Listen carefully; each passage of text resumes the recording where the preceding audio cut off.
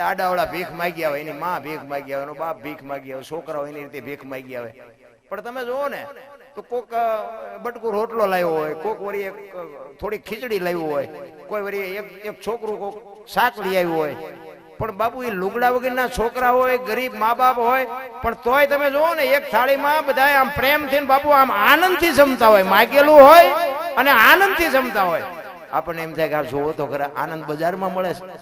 અને કરોડપતિના દીકરા હોય ને ત્યાં જાવ ને તો છોકરો આમ મોટું કરીને ખાતો હોય, બહુ આમ મોટું કરીને ખાતી હોય, તો આપણને એમ થાય રૂપિયા શું ગુડવા.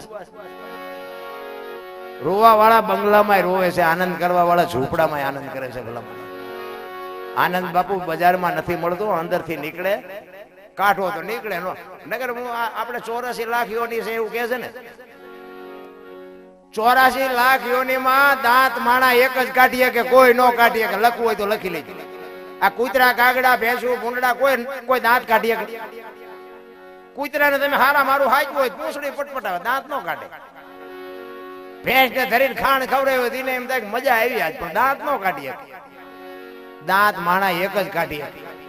તો ઈ 18 મણના થોબડા લઈને ફરતા હોય. એટલે તું એક જ કાઢી એમ છો, તું તો કાય. અરે એવા અહમના પૂતળા થઈને ફરે છે. આપણે એમ થાય શું ગોતવા નીકળ્યા છે. અમે તો પ્રોગ્રામમાં જાય, અમને તો આટલી બધી મેદ નહીં હોય ને તો અમને આમ બીક તો જે અમારું પકડવા બેઠા હોય એની જ લાગે. તેમ બધા બેઠા એને ન લાગે. અમને એમ થાય કે આમાં એક બે તો અમારું પકડવા બેઠા જ છે, કે આની ભૂલ ક્યાં આવે. એટલે આખી રાતમાં તમને કઈ આમ આખી રાતમાં કઈ હુજ્યું જ નહીં કે અહીંયા જ પકડાણું. પણ ઘાટલેટ લેવા નીકળ્યા હોય ને હોની ની બજારમાં સડી ગયા હોય તો અહીંયા ઘાટલેટ મળે. સમય મળ્યો છે બાપુ, આનંદ કરી લેવાનો છે. એટલા માટે મહાપુરુષો કે છે ને કે જોતા જોતા અમને મળ્યા મહાસાગરના મોતી. તમારો અને મારો બાપુ આપણને આ ભેગા કોને કર્યા? 15 મહિના પહેલા ખબર હતી કે આપણે લીલાપુરમાં આપણે બધા ભેગા થાવું. મહાસાગરના મોતી, મોતીની ઉપમા છે ને મહાપુરુષે બહુ ભજનમાં આપી છે. એક વાણી કહે છે કે રતન સાગરમાં રતન નીપજે, મહાસાગરમાં મોતી. એક વાણી એવું કહે છે કે વીજળીના ચમકારે મોતી પરોવી લ્યો પાનબાઈ. એક વાણી એવું કહે છે કે ગુરુગમથી ગોતો ગગનમાં ક્યાં છે ગુપત ગંગા, દેખ્યા હોય તો કઈ બતાવો મોતી કેસા રંગા. એક વાણી એમ કહે છે કે હંસલા હાલો હવે મોતી નહીં મળે. એક વાણી એવું કહે છે કે જાડેજા સદગુરુના દેશમાં માન સરોવર હંસલા બેઠા એની પાર મોતી ચરે હવા હવા લાખના મોતી છે. શું છે આ? અરે ભજનમાં બેઠા હોય ને મારા બાપ, ઘડિયાળમાં ન જોવું પડે ને ચા ની જરૂર ન પડે ને બાપુ દી ઉગે તો ખબર પડે કે ભજનમાં બેઠા છો. શું ભલામણા મોતી એટલા ડોકમાં બાંધવાના મોતીની વાતું નથી રામ. ગંગા સતીની વાણી કહે છે ને 21,600 શ્વાસા બાપુ એમ નામ જાય છે. આખી દુનિયાને ખબર છે. ગણી લ્યો, 1 મિનિટના 15, 1 કલાકના 912, કલાકના 10,824, કલાકના 21,600 થાય. જેને ગણવાનું શું? આ ગંગા સતીનો પરફેક્ટ હિસાબ. નાભીમાંથી ઉઠે છે, નભમાંથી આવે છે. નભ છે ને બધાયનું એક છે, નાભી બધાયની જુદી છે. રામ ને કૃષ્ણ લેતો હતો ને ત્યાંથી જ આપણે લઈ છીએ. ઉઠે છે ને નાભીમાંથી ઉઠે છે, આવે છે નભમાંથી આવે છે. બે નો શેઠો છે ને બાપુ, ત્યાં જ બાપુ આખી દુનિયા પડી છે. ત્યાં જ બાપુ સદગુરુ બેઠો છે, ત્યાં જ અનહદ નાદ બોલે છે. ત્યાં નક્કી કરવાની જરૂર છે ને ત્યાં જ બાપુ આખો ખજાનો ભર્યો છે. હરિદ્વાર વાળા કે દ્વારકા જાઉં, સોમનાથ વાળા કે પાવાગઢ જાઉં, તો હાચું ચા છે? તો કો હડિયા સીડ્યા છો તે ચા હાચું છે? અરે સમજાતું જ નથી. કોને કેવું? આ ભેગા થયા છે સાચું છે, ભેગા થવાનું છે વાત ખોટી છે. એટલા માટે મહાપુરુષો કહે છે વર્તમાનમાં જીવો, ભૂતકાળ ને ભવિષ્યકાળ ને કોઈ દી યાદ કરવાની જરૂર નથી. ભૂતકાળ છે ને ગયો છે, એ ભૂતકાળ છે, એ કોઈ દી આવવાનો નથી. આવવાનો છે ને ભવિષ્યકાળ છે, એ આપણને ખબર નથી કેવો આવવાનો છે. આજ આપણે લીલાપુરમાં માં ભગવતીના સાનિધ્યમાં ભજનમાં બેઠા છીએ, વાત પાકી. બાકી કાલની વાત જવા દો, બસ મુદ્દો આજ. ઘણા બધા ભાવ ની ખોડા, ઓલા ભાવમાં આમ ને ઓલા ભાવમાં આમ ને.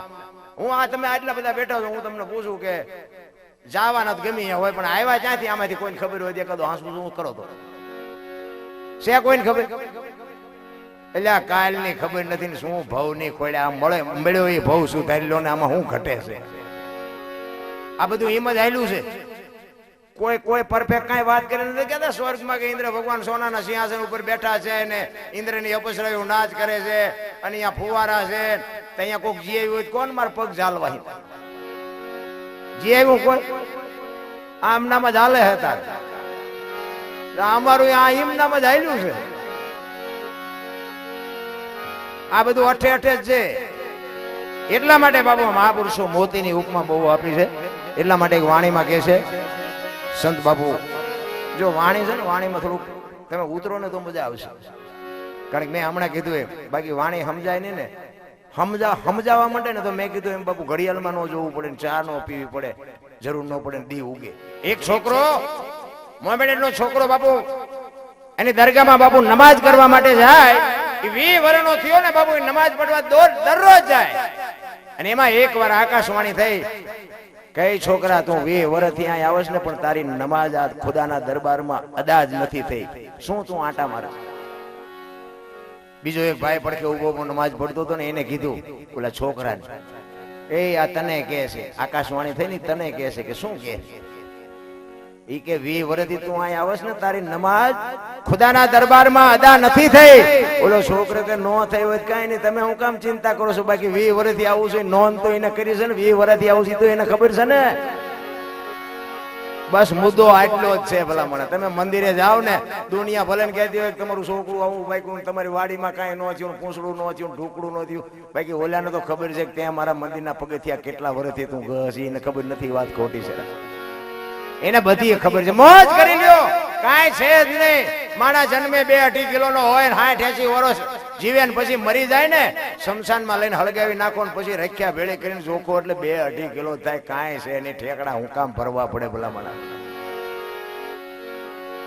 સિકંદર દિલ્હીનો સિકંદર છે ને આમ 500 ઘોડાનો રસાલો લઈને આમ બજારમાં નીકળ્યો અને એક ફૂટપાથ ઉપર બાપુ એક ફકીર હતો તો સાંભળજો વાત ઉપર ધ્યાન આપજો ફકીર હતો તો એક ધોતડી પહેરી છે હાથમાં બીડી ટેકાવી છે પાણાનું ઓશીકું કર્યું છે અને ટેસ્ટ થી બાપુ બીડી પીતો ત્યાંથી આમ સિકંદર નીકળ્યો ને અને સિકંદરની નજર ફકીર સામે ગઈ ને રસાલાને ઉભો રાખ્યો કે ઉભો રાખો ઓલા ફકીર પાસે મારે જવું છે સિકંદર અહીંયા ગયો અને એને કીધું કે એ ફકીર માગ તને મોજ આવી માગ આજ તારી મોજ ઉપર હું આફરીન થઈ ગયો ફકીરે આમ આંખ ઉગાડીને કીધું મારે કાંઈ જોતું નથી કે જ્યાં જતા હોય ઉપડો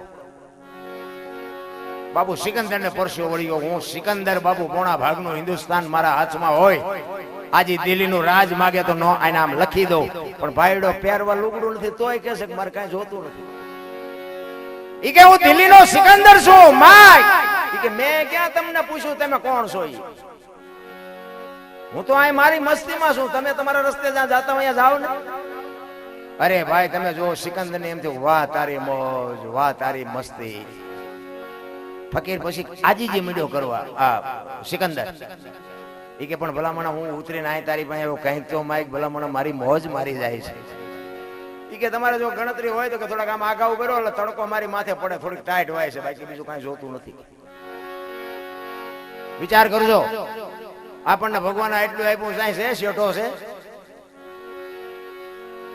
અને સિકંદર વિચાર કરે કે ખુદાના દરબારમાં હું જઉં ને આ દુનિયા છોડીને તેથી મારે ખુદાના દરબારમાં જઈને કહેવું છે કે હે ખુદા મને આવી મોત દેજે આવતા જન્મમાં આવી ફકીરી દેજે આવી મસ્તી દેજે અને પછી બાપુ એ ફકીર બોલ્યો ને એ જીવનમાં ઉતારવા જેવું છે એ કે શું કહો છો તમે એ કે હું એમ ખુદાને કહું છું કે હું આ દુનિયામાંથી મરીને જાઉં ને ખુદા પાસે તેથી મારે ખુદાને કહેવું છે કે આવી મને મોત દેજે ને આવી મને મસ્તી દેજે તેથી બાપુ ફકીરે સિકંદરને શું કીધું ખબર છે ઈ કે તમે કેદી મરો ને કેદી જાઓ ને ખુદાને હેરાન કરવો એના કરતા કે આઈન પર કૂતરો બેઠો છે ને આઈન પર તમે જમાવો રસાલાને જવા દો ને અત્યારે મોજ ચાલુ થઈ જાય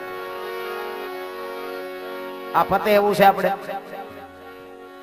રાવણ શું લઈ ગયો ને કરણ શું ખોઈ ગયો ને પૈસા તો હાથનો મેલ છે લાવો તો એક બીડી તો ઉખાડીને એક જોડી લઈ આવો ને પૈસા હાથનો મેલ છે વાતો થાય છે મારા રામ કઈ નથી થતું ઈશ્વરે તમને મને બાપુ દેવામાં કઈ ખામી જ નથી રાખી એ તો આપણે જ્યાં જાવ ને બધા રોવે જ છે ગમે એની પાસે જાવ એક ભાઈ પાસે જાય તો કે ધાબુ ભરવું છૂટા ખૂટી રહ્યા બીજા પાસે જાવ તો કે ડોબું વિયાણું દોવા નથી દેતું બીજા પાસે જાવ તો કે છોકરાને બહુ વેવાઈ તેડી ગયા મોકલતા નથી બીજા પાસે જાવ કે છોકરાને પોલીસ વાળા લઈ ગયા, જામીન ચડતા નથી. આપણે એમ તો ગાડી આખી દુનિયા રોવે છે, આપણે ક્યાં રોવું?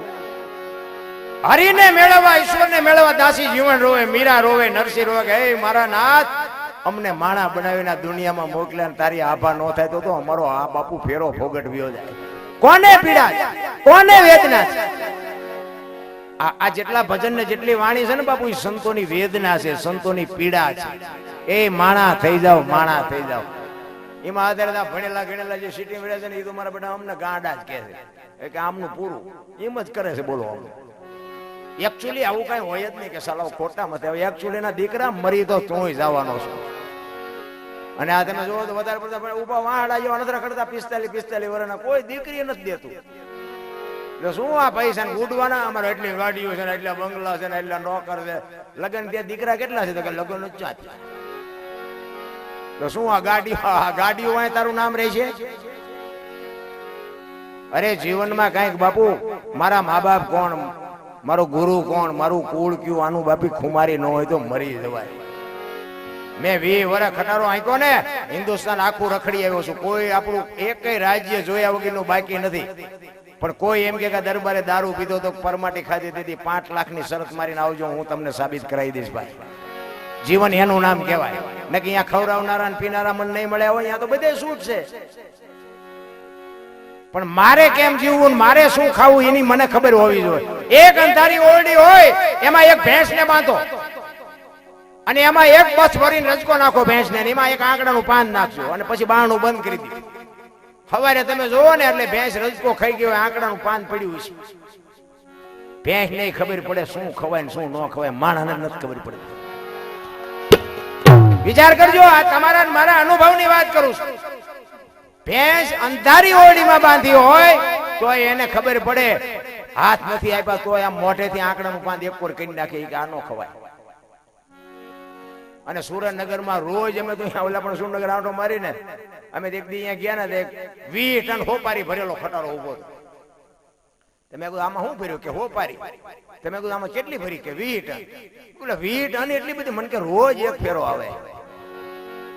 તો ખાય છે માણસ ને ભૂંડડા ખાય છે. 20 ટન એટલે 1000 મણ હોપારી થઈ સુરેન્દ્રનગર સિટીમાં. ભલે જિલ્લામાં જાતી છે બધે, પણ તમે વિચારજો કરો, 1000 મણ હોપારી બેનું હોત, બેનું મંડાણ્યું હોત.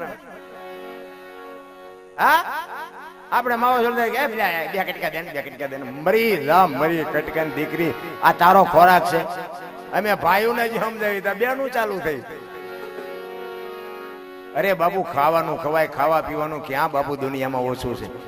મને એમ થાય કે આપણે એક પાર્લે નથી જોયું. અત્યારે તમને કહું, કાજુ બદામ ખાય એવો બાપુ સમય આવ્યો. આપણા છોકરા કાજુ બદામ ને ઓગટ કરે. હવે ખાવાનું ક્યાં છોડવું હતું રામ? પણ હવે ખાવાનું ખાવું જ નથી. હું તો નગર એમ કહું કે દારૂની કોથળી હોય કે ગુટકા હોય કે માવો હોય, ભૂંડડા નાખજો. ભૂંડલું આમ ફૂંકીને જો ન યુઝ જ મને કહેજો. આપણે કેટલા બધા હારા કેટલા કહેવાય, એમ નથી લાગતું? ભૂંડડા ન ખાતા હોય એ આપણે ખાતા હોય એટલે આપણે આબરૂ જેટલી ને આપણે જેટલી આપણી વેલ્યુશન કેટલી કહેવાય. ભલે હું કઈ વ્યસન મુકાવા ન થાય. ઓલા હોપારી વાળા રોજ અગરબત્તી તો કરતા જશે ને, ઘરાક મોકલજે, એટલે કોક મને ગાળ્યું દેજે, આ વિડીયા મારા કોક જોઈ આને ચા એના બાપના પૈસા છે. એટલે જે અમે અમદાવાદ થી એકવાર નીકળ્યા ને, આમ રાતે પ્રોગ્રામ માંથી નીકળ્યા ને, પછી ઓલો જમાલપુર માર્કેટ પાસે શમશાન નથી, ઓલી સીડી ને નાળી ને એવું કોક માણા મર્યું હોય તો એ બધી વસ્તુ લઈ જાય ને. એ હવારમાં આમ દિવાળી આમ અગરબત્તી કરતો હતો ને, મેં મારા ભેગો એક ભાઈ હતો ને, મેં બોલો જો અગરબત્તી કરે છે ને, મેં બોલો સીડીયું વેચે. તમે જોજો, મારો નાથ છે ને દયાળુ છે, એનું નામ તમે લ્યો ને, માણાને મારી નહીં પણ બાપુ એને ધંધો કરાવે છે, એને ઈશ્વર કહેવાય. એક ચોર ચોરી કરવા નીકળે ને, ઈ ઈશ્વર ને એમ કે ને કે આજ મારા છોકરા હાટુ હું ચોરી કરવા જઉં છું, ઘરધણીને હુરાવી રાખે છે ને બાપુ ચોર ને ચોરી કરાવે છે, એનું નામ ઈશ્વર કહેવાય. ને કે એના બાપનું કઈ છે નહીં તો ઈશ્વર મંદિર માંથી ચોરીઓ કરે છે. લ્યો તો આપણે બધા રોજ આરતી ઉતારવી છે, પગે લાગી છે, મંદિર માંથી શું બહાર કેમ જોઈ ગયો છે? હું તો ઘણા આપણે જેટલા ઘર હોય ને, બધા ઘરે નાના મોટા મંદિર હોય ને, બધા નાનું મંદિર હોય મોટું મંદિર હોય, છેવટે એક ફોટો હોય, અગરબત્તી દીવો આપણે રોજ કરતા હોય, ચોખા ઘીનો દીવો કરતા હોય. તો હું તમને એમ કહું કે તમારે 2 દી બહાર કેમ જવાનું હોય કે લગ્નમાં જવાનું હોય તો ડેલાને તાળું મારો કુકાડું રાખો. તાળું જ મારું, હું હોય હું મારી દઉં. પેલા 2 દી બાર કેમ જો ઓલા 360 થી સોકાખીના દીવા કરો છો, 2 દી ધ્યાન ન રાખે. પણ આપણને વિશ્વાસ નથી, ભરોહો જ નથી. મુદ્દો ઈ છે ને મને હું તો એમ કહું કે એના સોકાખીના દીવા કરો એના કરતા છોકરાને ખવડાવો લોટકા ન થાય તો શું લેવા દીવા કરો. ઈ એક દિવસ ધ્યાન ન રાખે તો એને દીવા કરીને શું કરવાનું. પણ 80 વર્ષની માં ઘરે હોય ને એમ કે તમે બધા જાઓ મારે નથી આવવું, તો બાપુ ડેલાને તાળું મારો. કે માં છે ને ભલે ઊભી ન થઈ કે કોક આવશે ને તો રાયડું પાડશે ને તો પાડોશી માંથી આવશે. બાપુ જીવતા નરને મહાપુરુષો એટલે કહે છે કે જાગતા નરને સેવો. આવા કોક જાગતા સંત પુરુષો હોય ને એની પાસે કંઈક બાપુ જીવનના રસ્તા બાપુ મળી જશે, જીવનના કંઈક સવાલના જવાબ મળી જાય. મંદિર છે, મૂર્તિ છે, ખોટી છે એવી મારી વાત નથી, પણ તમને કોઈ પણ બાપુ દુનિયામાં ઉપાધિ હોય અને મરવા તમે જાઓ અને સંતની પાસે જાઓ ને એટલે સંત એમ કે બેટા 2 દી અહીં રોકા. કાળનો વિહામો થઈ જાય ને તમારે બાપુ કાળ વિયો જાય. મંદિરમાં તમે જી આવે ને પછી મૂર્તિને આમે એમ કહો મારી વહુ કંદડે જાય ને છોકરા કંદડે છે, હું આજ મરવા જાઉં છું, એમ કહેવાનો 2 દી રોકાય. એટલે કહે છે બાપુ જાગતા નરને કંઈક સેવજો. ભૂખ્યો માણા આવે, હું તો આવે અનકોટ પૂરે ને અનકોટ, મને એમ થાય કે ભગવાન જેથી ખાવાનું ચાલુ કરે તે પછી જો અનકોટ જો કોઈ પૂરત મને કહેજો. ઝોપડામાં રહે છે એવડા એમને કોઈ દેખાતું નથી, ઓલો નથી ખાતો અહીંયા તમે અહીંથી ઓલા બેનો બેઠા અહીંયા હોય લાઈન કરી હોય. અમારે તો આટલી વાનગી હતી પણ એમાંથી ખાધી કોઈ એક જલેબીનું ખોસડું જેથી ઓછું થાય અને જો કોઈ અનકોટ પૂરત મને કહેજો. ઓલા ખાવ ખાવ કરે છે એને દ્યો ને ભાઈ આને કાંઈ. અને આ અખિલ બ્રહ્માંડનો માલિક બાપુ આખી દુનિયાનું કીડીથી માંડીને હાથી સુધીના પેટ ભરે એને તમે હું ખવડાવવાના હતા ભલામણા.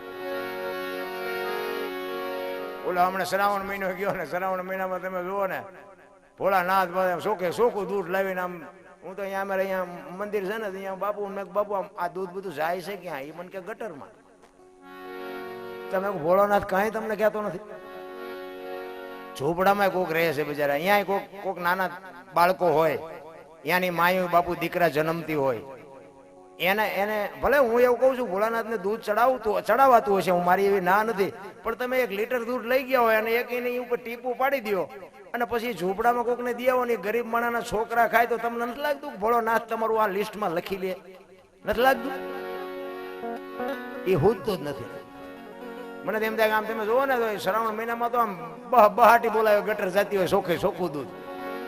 આપણે હું તો એમ તો ઓહો ભક્તિ ફાટી નીકળીશ આમ તો છું. ખોટું છે એવી મારી વાત નથી, જે કરતો હોય કરજો, પણ મને આમ અંદરથી એવું લાગે કે કઈક આમાં અત્યારે તમે જો કથા ને ભજન ને ધૂન ને માંડવા ને પ્રતિષ્ઠાન મંદિર ને આમ એવું નથી લાગતું કે આખી દુનિયા તમને કોઈ વૈરાગમાં ફાટી જાય. તો હું એમ કહું છું કે આટલી બધી ભક્તિ થાય છે તો પછી આ બગાડ કાં નથી અટકતો? બગાડ એટલો કે આ ખૂન ને મારામારી લૂંટ ફાટ ને આ છેડતી કરવાની બેનું દીકરી ઉપાડી જવાની આમાંથી કાંઈ ઘટ્યું હોય તો મને કયો. આટલું તો આપડા ગઢા કરીએ નહોતા. આ ખોટું છે એવું આપણે નથી કહેતા. લાખો રૂપિયાના માણા દાન આપે, 5-5 ગામ બાપુ ભેગા ધુમાડા બંધ જમતા હોય તો આ બગાડ નો અટકે સારું કમાલ નથી? કઈક ઊંધું થતું એવું નથી લાગતું મારી? કેવું કોને?